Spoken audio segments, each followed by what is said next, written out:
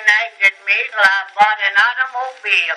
Nancy said the Willets had one and the Weavers had one, and here we was riding around in a buckboard behind a bone-spabbing horse what had spring halt and was blind on the off side.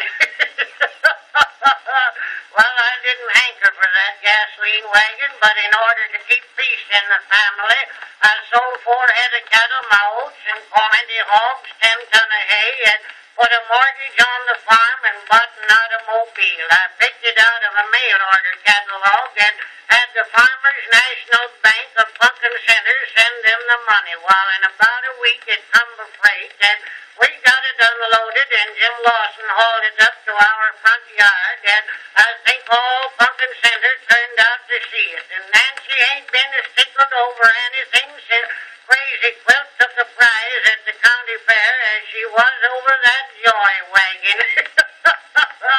Well, I felt it in my bones that I'd made a fool of myself, or soon would, so next day I filled it full of gasoline and got all ready to take Nancy, Jim Lawson, and Ezra Hoskins out for a ride.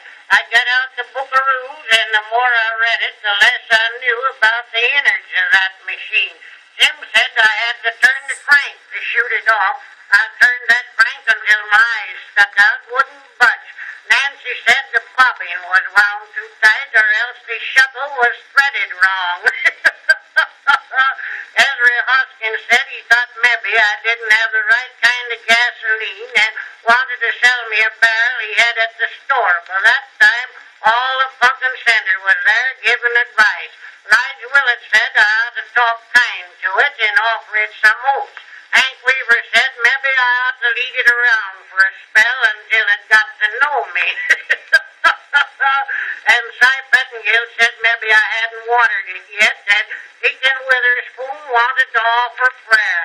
Well, I grabbed hold of that crank again, and it flew back and hit me on the shins, and I sat down in the yard to think it over, and Nancy said the language I used was just shameful.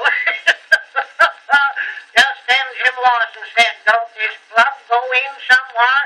We found where it went, and I turned it again, and that machine commenced to rear and snort and started off like a skyrocket, and there was a lot of things happened in less time than it takes to tell it. That machine started off across lots and took everything with it.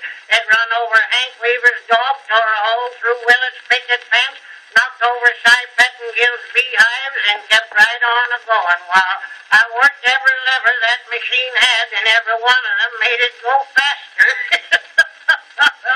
Nancy was screaming, Ezra Hoskins was praying.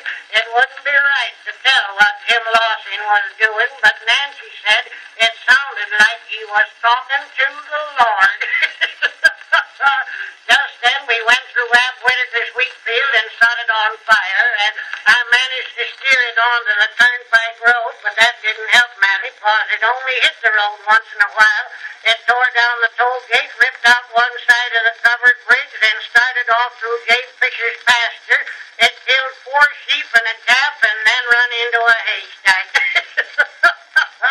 That's all I remember now. All I've got to show for that joyride is a broken leg, some rubber tires, 6 lawsuits, and a mortgage on the farm.